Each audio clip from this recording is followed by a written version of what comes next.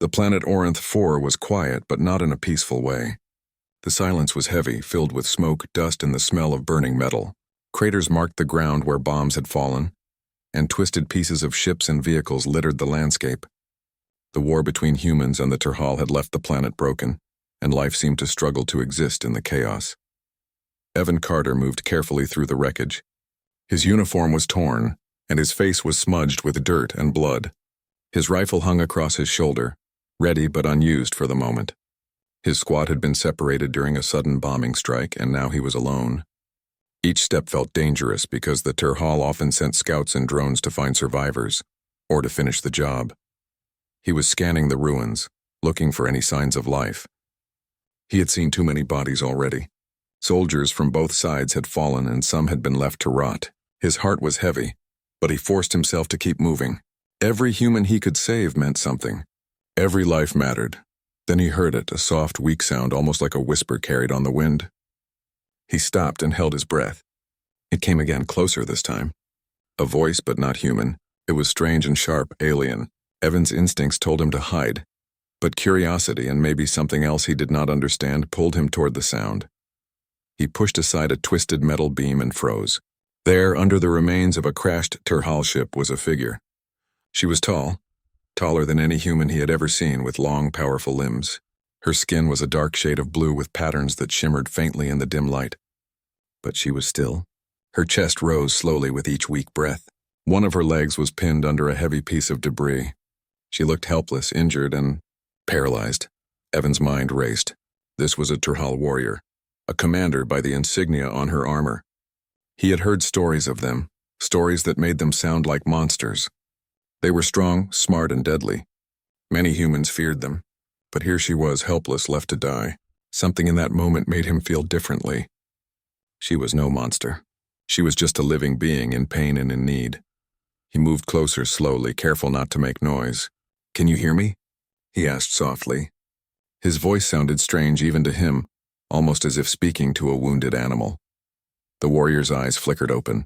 They were bright golden and fierce, but now filled with pain and confusion. She tried to speak, but the words were weak, barely a whisper. Evan could not understand them, but her tone carried fear and surprise. She was not expecting help. Evan dropped to his knees and examined the debris. It was heavy, much heavier than he could lift alone, but he could shift it enough to free her legs a little. He wrapped his arms under her shoulders, careful not to hurt her, and tried to pull her out. The warrior tensed at first, then slowly relaxed when she realized he was not going to harm her. Finally, with a grunt and a lot of effort, he managed to get her clear of the wreckage. She collapsed onto the dusty ground, unable to move her legs. Evan quickly tore a strip from his uniform and tied it around her waist to make a temporary support strap. It was crude, but it would help her stay upright until he could think of something better. The warrior looked at him, her golden eyes narrowing. She opened her mouth as if to speak, but no words came. Instead, she made a sharp clicking sound. Evan shook his head. "I don't understand," he said, almost apologetically. She froze for a moment, then slowly reached a hand toward him. It was a strange gesture, almost like a greeting, but filled with caution. Evan took it carefully and held it gently. The warrior's skin was cool but firm. There was a pulse there, weak but alive. He squeezed her hand lightly. "We need to get you somewhere safe," he said. His voice was steady, even though his heart was pounding. "You can't stay here. They'll come back." The warrior's eyes flicked around nervously. She understood the warning. Even if she did not understand his words, she nodded slightly. It was a small gesture, but it carried meaning. She was alive and she wanted to survive. Evan scanned the area. There was a small cave nearby, hidden by rocks and smoke. It was not much, but it would provide shelter. He knew it was dangerous, but staying out in the open would be worse. Carefully, he lifted her into his arms. She was heavier than she looked, and his muscles burned with the effort, but he refused to drop her. The walk to the cave was slow. Evan had to be careful with each step, avoiding sharp metal and unstable ground. The warrior did not speak. She did not resist, but her eyes followed him, alert and calculating. He wondered what she thought of him, this human who had saved her when her own kind had left her to die. When they reached the cave, Evan set her down gently. He looked around for anything that could help. There were some rocks that could serve as a seat, a few scraps of metal for support, and a small stream nearby that could provide water. It was not much, but it would do for now. Evan sat beside her and opened his med kit. He cleaned her wounds as best he could, using water and antiseptic. The warrior flinched at first, then relaxed slightly as she realized he was careful. She made another soft clicking sound, almost like a sigh.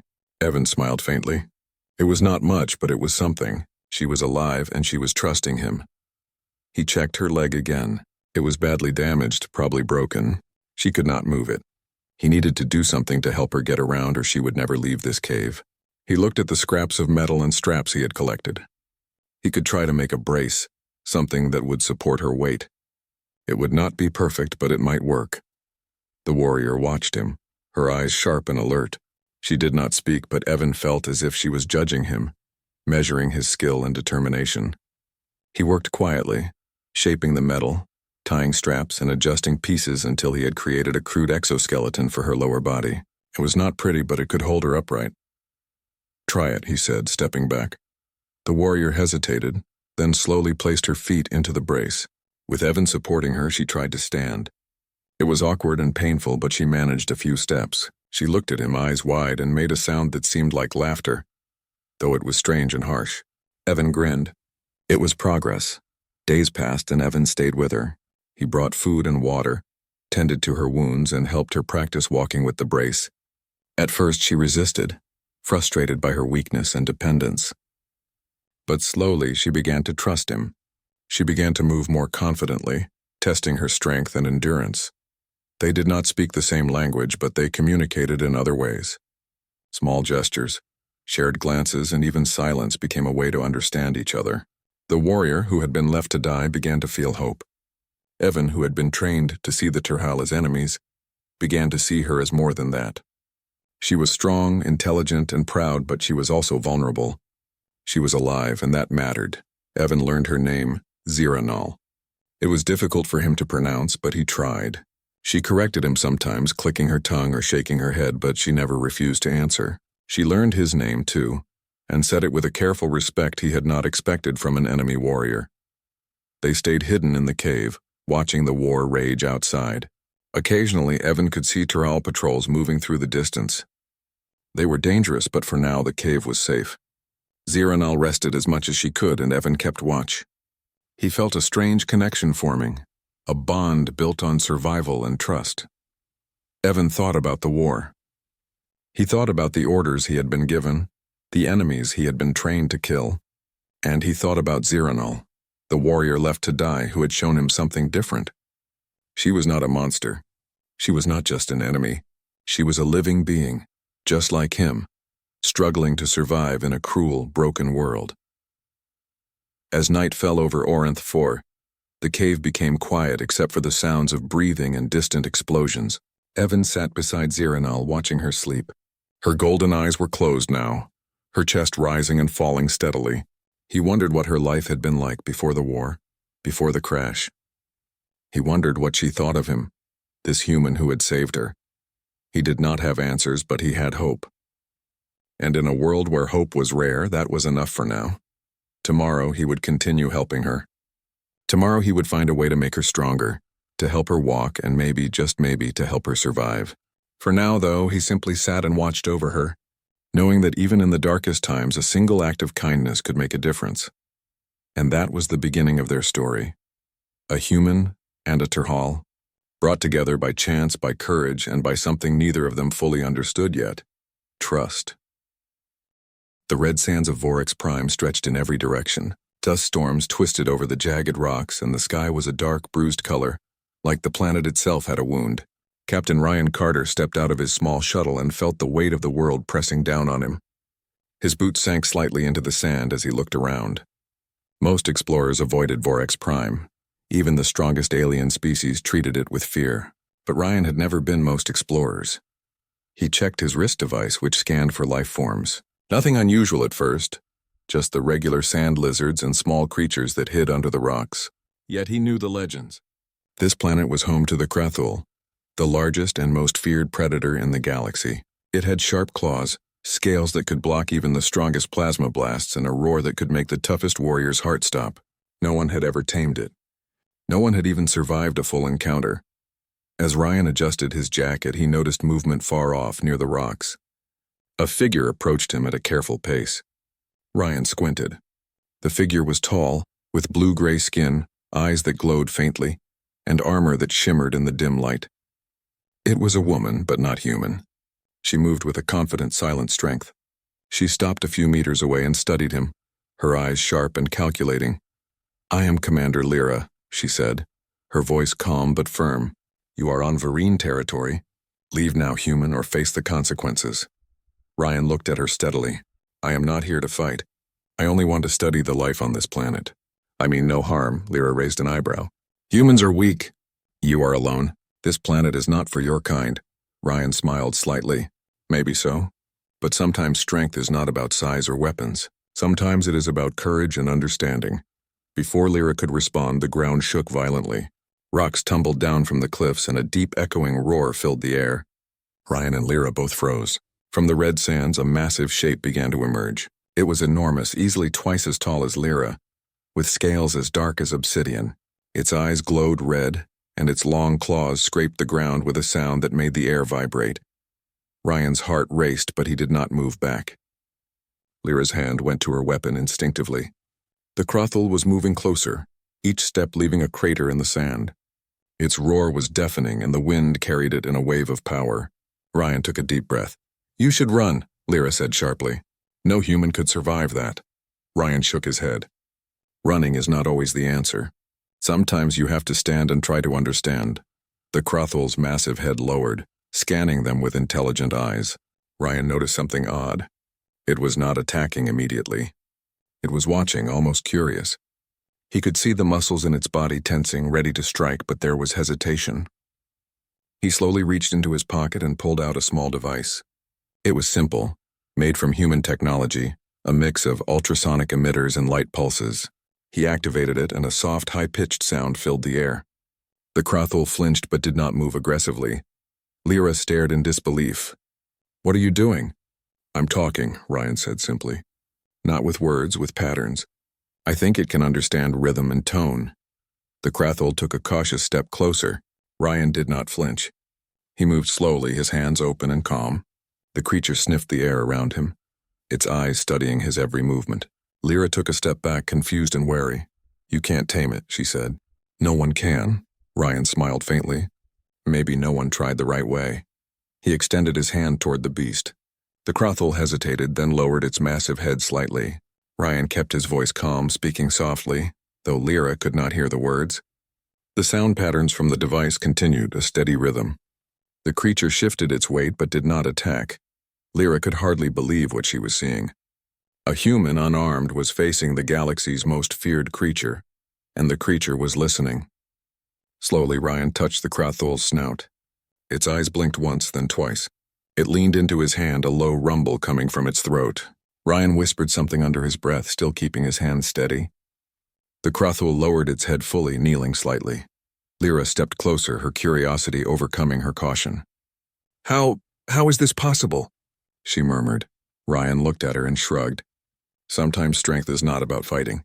Sometimes it is about respect and patience." The Crothul's massive tail swept the sand, sending a small cloud of dust into the air. It was calm, almost obedient. Ryan stepped back, and the creature followed his movements without aggression. Lyra's mouth fell open. She had trained her whole life to fight creatures far smaller than this, yet this human had done what no warrior had ever achieved. What is your name?" she asked, still watching cautiously. "Ryan," he said simply. "Captain Ryan Carter." Lyra studied him, her eyes narrowing. "You are not like other humans I have met. Most would have panicked, screamed, or tried to run." Ryan smiled. "Maybe humans are not as weak as everyone thinks. We survive by thinking, by learning, by understanding."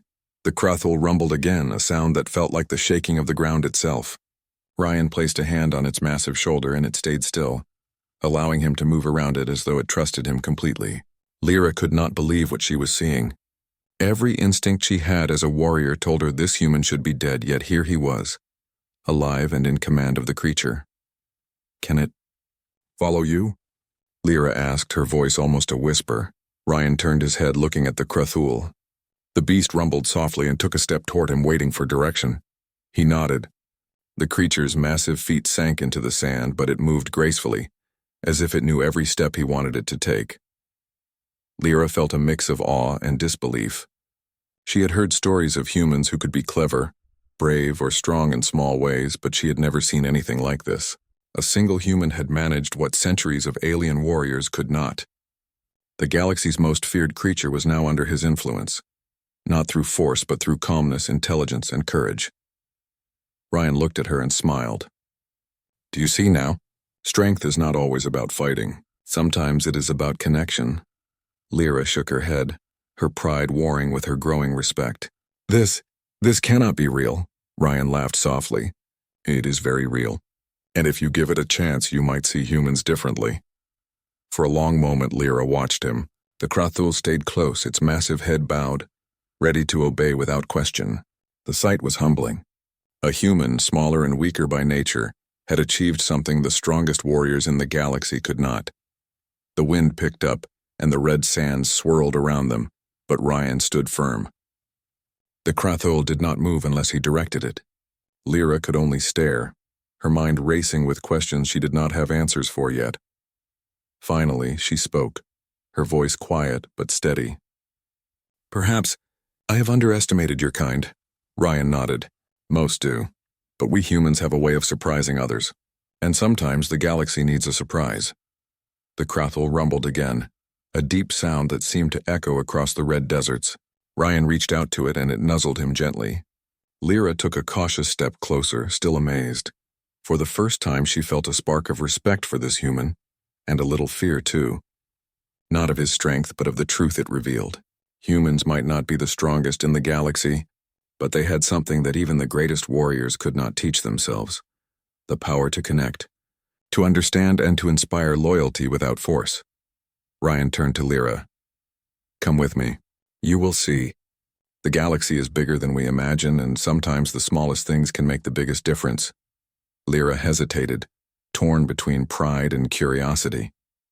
She had faced many challenges in her life, but this human, small and seemingly fragile, had tamed the impossible, and in that moment, she realized that her understanding of strength might never be the same again.